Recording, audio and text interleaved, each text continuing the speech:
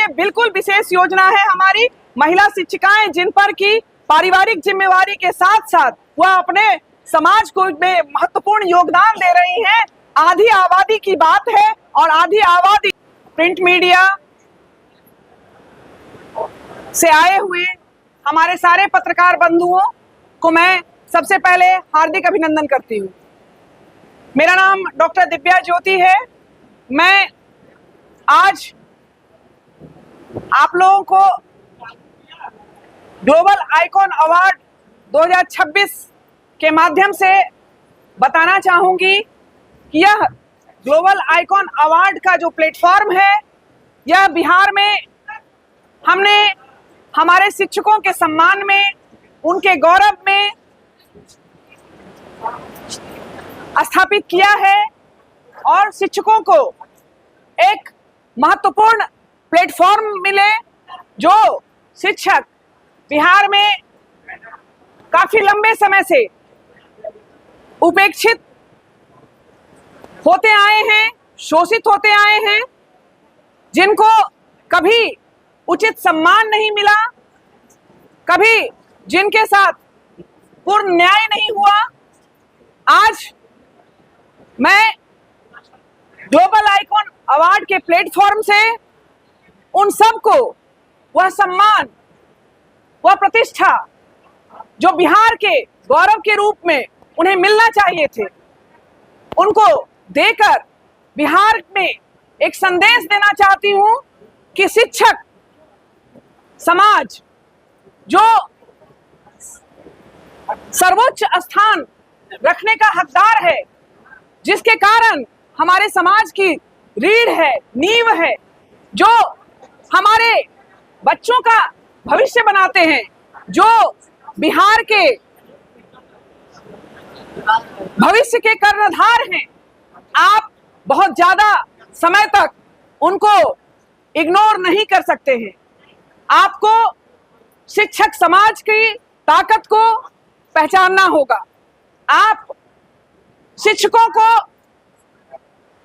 अपमानित करके, शिक्षक समाज की महत्ता को कम करके, उनका शोषण करके, उनके अधिकारों को का दमन करके चाहेंगे कि बिहार का समाज में बिहार का विकास को रोकने का प्रयास करेंगे, तो मैं उन सभी शिक्षकों के तरफ से जो पटना शिक्षक टीचर्स एसोसिएशन है, नालंदा टीचर्स एसोसिएशन है, नवादा टीचर्स एसोसिएशन है, उन सब की तरफ से आप सबको यह मैसेज देना चाहती हूं कि अब शिक्षकों की आवाज को बहुत ताकत के साथ, बुलंदी के साथ उठाया जाएगा, उनके हक की लड़ाई लड़ी जाएगी और उनको जो उनका अधिकार है वह दिलाने के लिए मैं उनके कार्यकर्ता के रूप में कृत संकल्प हूँ।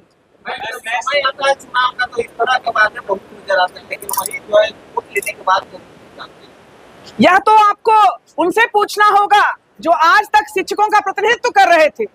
पिछले 30 वर्षों से शिक्षक का प्रतिनिधित्व होता रहा है, लेकिन आज भी आप एक भी शिक्षक से पूछें कि क्या उनको उनका हक मिला, क्या उनके साथ अन्याय हो रहा था, जो सरकार के द्वारा उनका शोषण होता आया, जो उनके अधिकारों को रोका गया, जो उनको सम्मान नहीं मिला, चाहे वह समान वेतन का हक हो, चाहे उनका ट्रांसफर पॉलिसी की बात हो, चाहे उनका स्थायी नियुक्ति की बात हो, चाहे उनकी सेवानिवृत्ति के बाद पेंशन योजना की बात हो, चाहे वित्त रहित शिक्षकों के अधिकार की बात हो, किसी भी बात में अगर आप चेक करेंगे तो उनका जो प्रतिनिधित्व पिछले 30 वर्षों से जो लोग कर रहे थे, क्या वहां उनकी आवाज को सदन में रखे, क्या उनके लिए काम किया, क्या उनको हक किया, जो उनका हक था वह हक मिला?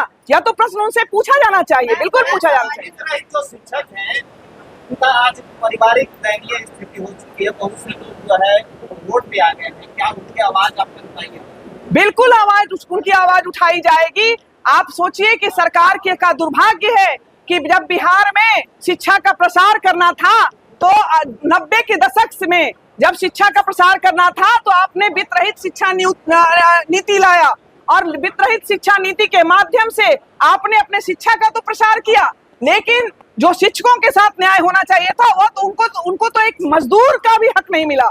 एक मजदूरी, जो न्यूनतम मजदूरी का जो दर होता है वह भी शिक्षकों को नहीं मिल पाया। वित्त रहित शिक्षकों के साथ जो अन्याय हुआ है उस अन्याय के विरुद्ध हम संघर्ष करेंगे। और अगर हमें अवसर मिलता है उनका नेतृत्व करने का, हालांकि हमारे साथ हजारों की संख्या में शिक्षक हैं और मैं उनका नेतृत्व करने जा रही हूं, तो मैं उनकी आवाज को सड़क से सदन तक उठाकर दिखाऊंगी और उनके हक को दिलाऊंगी। महिला शिक्षिकाओं के लिए बिल्कुल विशेष योजना है हमारी। महिला शिक्षिकाएं जिन पर की पारिवारिक जिम्मेवारी के साथ साथ वह अपने समाज को में महत्वपूर्ण योगदान दे रही हैं।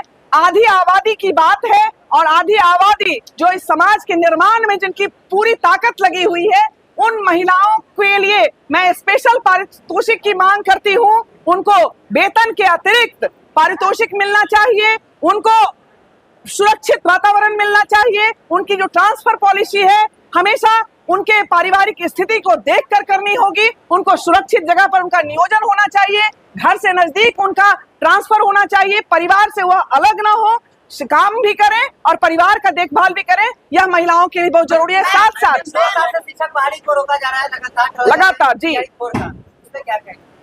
ये तो सरकार से पूछना होगा कि आपको जब भी चुनाव का समय आता है तो आप एक दिवा स्वप्न दिखाते हैं, और उस समय बिहार में जब 24 में वोट लेना था तो उससे पहले आपने नियोजन का पूरा ड्रामा रचा और उसके बाद से फिर लगातार रोका गया है, लगातार नियोजन, जबकि लाखों की संख्या में हमारे पास रिक्ति है, लाखों की संख्या में पद रिक्त हैं, चाहे कॉलेज में देखिए या विद्यालयों में देखिए, हर जगह कॉलेज पद रिक्त है, लेकिन बहाली नहीं की जा रही है।